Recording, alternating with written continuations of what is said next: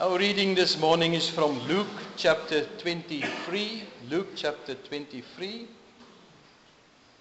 I'm going to read from verse 26. And as they led him away, they seized one, Simon or Cyrene, who was coming in from the country and who laid on him the cross to carry it behind Jesus. And there followed him a great multitude of people and of women who were mourning and lamenting for him. But turning to them, Jesus said, "Daughters of Jerusalem, do not weep for me, but weep for yourselves and for your children. For behold, the days are coming when they will say, Blessed are the barren and the wombs that never bore, and the breasts that never nursed. Then they will begin to say to the mountains, Fall on us, and to the hills, cover us. For if they do these things when the wood is green, what will happen when it is dry? 2 others who were criminals were led away to be put to death with him.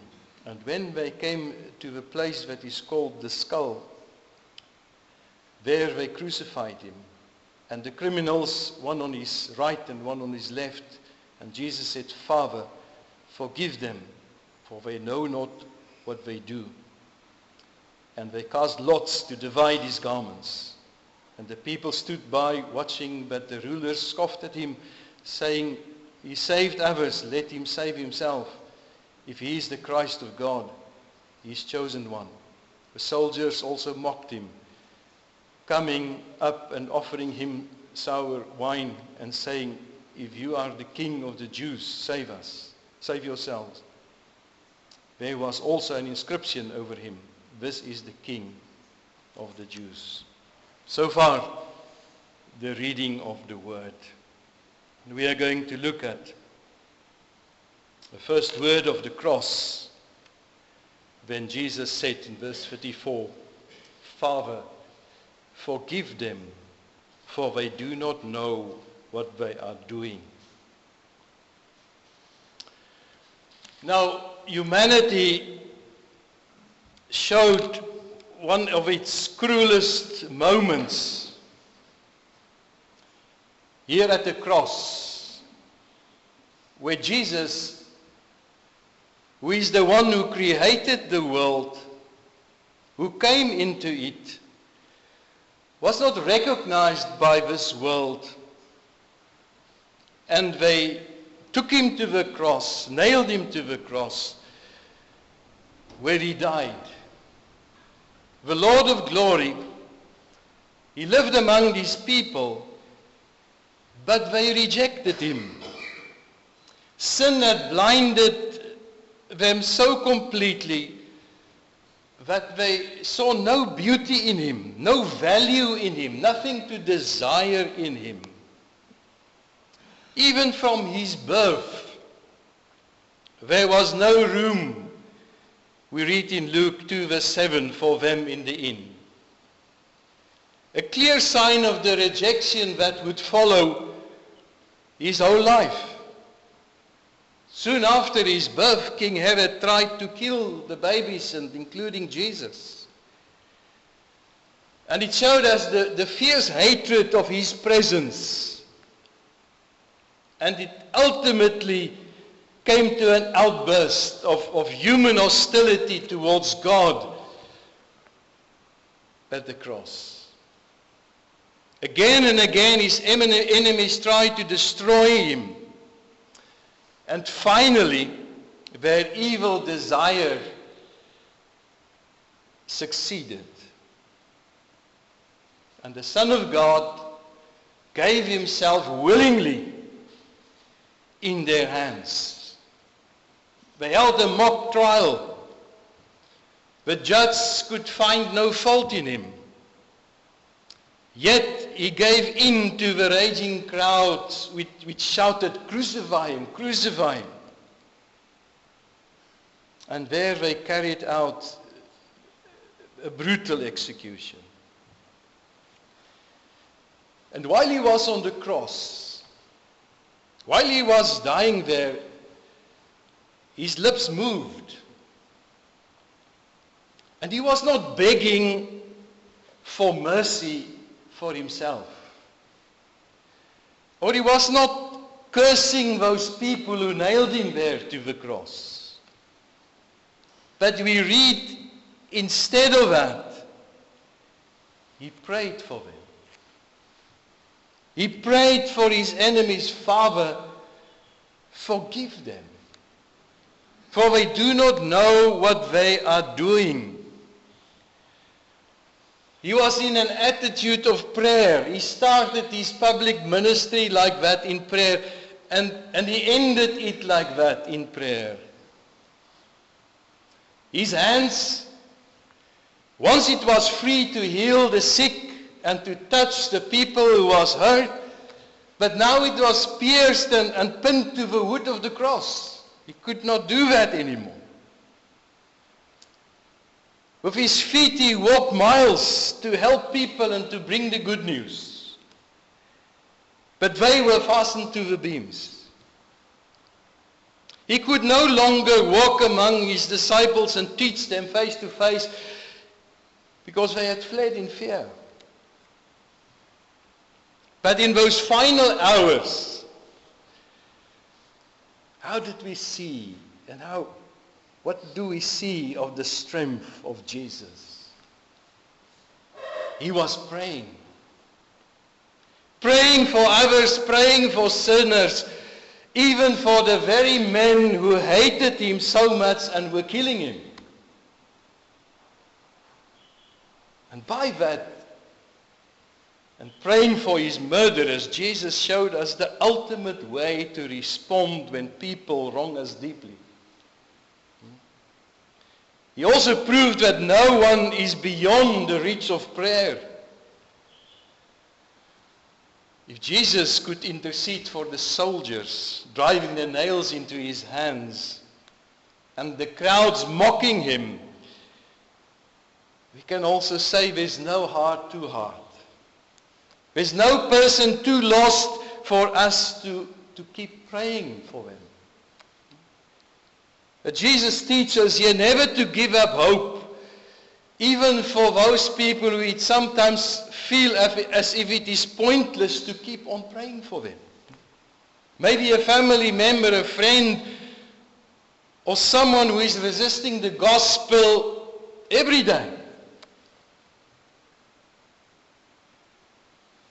To look at the cross, Jesus was praying for his enemies, telling us that no one is too far gone to be out of the reach of prayer. So this prayer tells us about the power of prayer as well. And it was answered even in amazing ways. We read later in Acts 3 verse 17, Peter, when he was speaking to the crowds in Jerusalem, he said to them, "And now, brothers, I know that you acted in ignorance, as did also your rulers." And he is mentioning the same word Jesus used, ignorance. They do not know what they are doing. On that very day, those people who did that to Christ, amongst them there were 3,000 people were saved that day with that one sermon. You can almost say that's the answer to the prayer of Jesus on the cross. And even for us today who live and believe in Christ, Jesus prayed for us as well. We read in John 17 verse 20, I do not ask on behalf of those alone, but for those also who believe in me through their word. Was also looking to the future, praying for everyone that would believe in him. So these were very profound words of Jesus. Father, forgive them. They do not know what they are doing. We see these words were a fulfilling of prophecy. Centuries before this event, the prophet Isaiah in Isaiah 53 verse 12 prophesied with these very same words. He made intercession for their transgressors, for the transgressors. This moment on the cross, when Jesus was hanging there, in his voice of prayer that he lifted up and praying for those people, it was a fulfillment of a prophecy that was made 700 years ago. A central element of that crucifixion Isaiah spoke about. He was numbered with the transgressors, and he bare the sins of many and made intercession for the transgressors. Isaiah spoke about that. He would be rejected by men. He was a man of sorrows, acquainted with grief. He was wounded, bruised. He would be led like a lamb to slaughter without resisting. He will be numbered amongst the criminals. And also, he would make intercession for the transgressors. The suffering servant. And while he was nailed there, and the people mocked him, he did fulfill this prophecy of Isaiah, spoken 700 years ago. So this incident on the cross was not an accident. It was not a defeat. It was planned by God to save sinners. And this moment reveals the depth of the love of Christ. That at the moment of humanity's greatest cruelty against him, he did not turn to vengeance, but to mercy. And the same grace that moved him to pray for the soldiers and the leaders and the mocking crowd is the same grace that he extends to every one of us today. No one is excluded from this offer of forgiveness at that time and also now. We see here that Jesus fully identified with the people,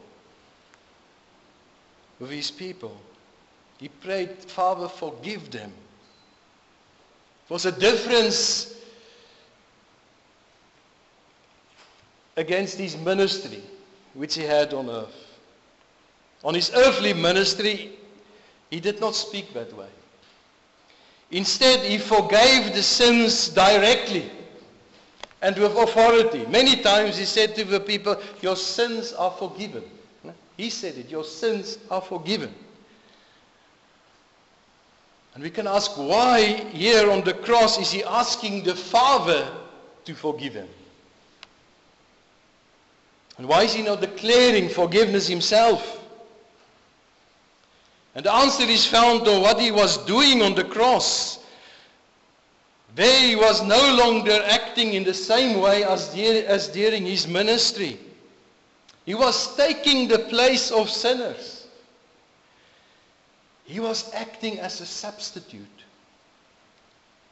And forgiveness belongs to God alone. And although he was fully God, he was also fully man.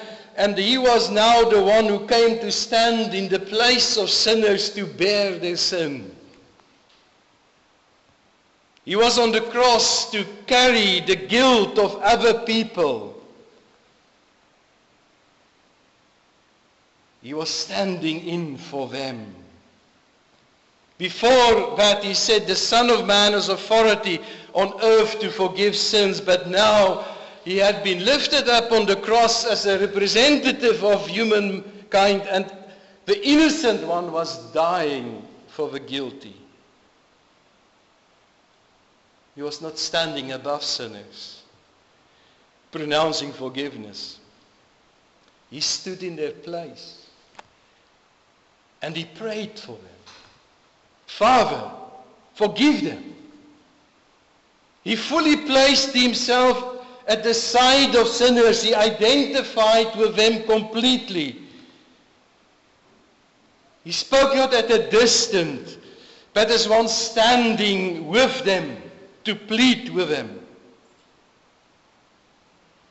show us the depth of his substitution, that the eternal Son of God, who humbled himself, stands with the guilty. He was the perfect one, and he's asking the Father to forgive the people. He was bearing their punishment. He was making the sacrifice, not only in words but in deed. We see here as well God's view of sin and guilt. In the Old Testament, God required atonement, even for sins committed unintentionally and in ignorance. In Leviticus 5 we read, but if someone sinned without knowing it, they still had to bring a sacrifice. And the priest had to make atonement for that, to be forgiven. So the message was clear, even in the Old Testament, in God's sight, sin is still sin. Even if we are unaware of it. Not knowing does not remove the guilt from the sin. It doesn't cancel the need for forgiveness. Sin done in ignorance still require cleansing. Just as deliberate sin. And even today the responsibility is even greater. God has given us his word. He is revealed to us in the Bible. It's widely available to us to know what is right and what is wrong. So we have got little excuse for ignorance. Because many times what we call ignorance is actually neglect. We don't take time to listen to what God has said. As Jesus prayed, Father, forgive them. They don't know what they are doing. They acted in ignorance, yet their sin was so serious that it required nothing less than Christ's intercession and his sacrifice for them to have forgiveness. So we learn from this how holy God is, how serious sin is, and how great our need for forgiveness. And it shows us that the wonderful sacrifice of Christ, that it's complete, it's enough for all sin, knowingly and unknowingly done by us. These words on the cross also reveal the blindness of the human heart. Jesus does not suggest with these words they do not know what, or they are unaware what they are doing, that they was not physically aware about the crucifixion, and they were busy doing that. They were participating in that event. But what they did not grasp, and that is what Jesus is highlighting, was the true magnitude of their crime. They failed to recognize what they actually were doing. This were not a normal crucifixion. This were not a normal punishment. What they were doing was to crucify the Lord of glory, the eternal Son of God, and they were ignorant of that fact. And even that ignorance cannot be excused. Because the Old Testament were prophesying about the coming of the Messiah, the Holy One of God. Even heaven witnessed about that when the Father said, "This is my beloved Son, in whom I am well pleased." The evidence were there. He spoke as no one else was speaking. But he demonstrates us that the natural mind is enmity against God. In spite of all the witnesses they had, they were still blind. And even today that blindness persists. People may realize the gravity of what they are doing when they living in sin, but they ignore the greatness of the salvation in Christ. They don't think that he was sent to this world to turn us away from our wrong ways. They ignore his invitation.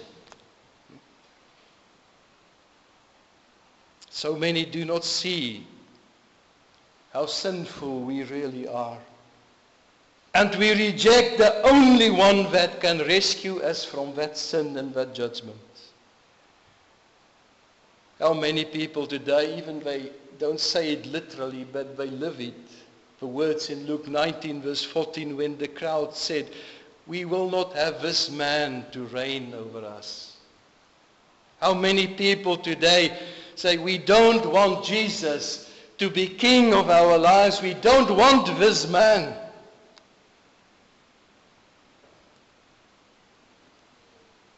And they are hardened in their sin. They postpone to respond to God's invitation. And in their blindness and foolishness, they reject the Savior. Salvation is available at every moment. The Bible tells us, believe in the Lord Jesus Christ and you shall be saved.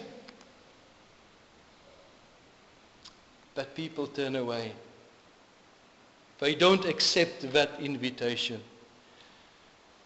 Christ is ready to open the spiritual eyes of people who will come to him and say, "But Lord, we are blind, like the blind man. Heal me." But they don't do that. So we also see here the man's great need and the primary need of us as people. This word tells us that we are sinners. We are unfit for the presence of our holy God. We are unfit. No amount of good intentions, no moral resolutions, no rules for a better living can change that until we deal with the problem of sin. We can try to build a better character to please God in many ways. But it's useless while sin still separates us from him. But Jesus tells us with this saying that forgiveness of sins is basic, it's fundamental. You need that. Everyone needs that. It does not matter how respected we are amongst people, how successful we are in life. If we are unpardoned sinners in God's sight, nothing else counts. Nothing else counts. So Jesus is telling us that God wants to show us mercy. He's a God of justice. He's an holy God. But on the cross, he took our sins upon himself. And by grace, he came to carry our unrighteousness so that we can receive his righteousness, his life. And God is a God of justice, and he sees the Lord Jesus, his Son. And when we believe in him, we receive his life. What he have done, his mercy and his grace. He shed his blood because it was an atoning offer for sin. Father, forgive them, for they do not know what they are doing. Hebrew tells us in Hebrew 9 verse 22, without the shedding of blood, there is no forgiveness of sins. Without this offer of Christ, no one can be saved, and therefore we must be amongst those people. And Paul says in Colossians 1 verse 14, by our redemption through his blood, the forgiveness of sins they have received. We see in these words of Christ the triumph of his redeeming love. The verse before this one states, and when they came to the place that is called the skull, there they crucified him and the criminals. And then Jesus said, Father, forgive them. You can say then, at that precise moment when man was at his absolutely worst, when the vilest of human heart reached its peak of evil, when the wicked hands of sinners dared to crucify the Lord of glory, he didn't pronounce a curse. He didn't cause the earth to open up and swallow him. But while he was enduring the pain and the rejection, he cried instead, Father, forgive them. That's the supreme triumph of God's redeeming love. That these words display the fullest of the glory of the love of God, of his matchless grace. Father, forgive them. And to end, in any hearing the saying of Christ, and those maybe who hear this message, who are not saved, it's words to consider. How terrible it is to knowingly oppose this truth about Christ. How terrible it must be for people who reject this. The Bible tells us, if we continue and willfully sin after knowing the truth, there is no other sacrifice left for sins. And as we approach Easter and thinking about the dying of Christ, it's the only offer that God gave. It's the only sacrifice for sin. There's no other sacrifice for sin. And the Bible is clear, if we continue and willfully sin after knowing this truth, there's no other offering. There's no other shedding of blood that can bring forgiveness. And there's something very personal in what happened on the cross as well. When we think how cruel those people were when they nailed him to the cross, it's also good to remember it's my sins that also nailed him there. It's my rebellion, it's my pride, it's my indifference, it's my failure to love that contributed to what he carried on the cross. Because it's of my sin and because of my sin that he died there. And that's why these words are also for us, for you and me. He also prayed for us, Father, forgive them. Forgive them. Complete forgiveness he can give and he offers to us. And many times people might wonder, is it a once-off thing? And what happens if I sin again? Is there still forgiveness? But this word tells us there's complete forgiveness for the past, for the present, and for the future. Romans 4 verse 8 says, blessed is the one whose sin the Lord will never count against them. The believer in Christ and those who are in Christ can hear the words of Paul in Romans 8 verse 1, there is no condemnation for those who are in Christ Jesus. But this first word of Jesus on the cross, Father, forgive them, is a wonderful comfort, a wonderful invitation. But he who made a sacrifice for our sins is also inviting us who are sinners to receive from him complete forgiveness and salvation.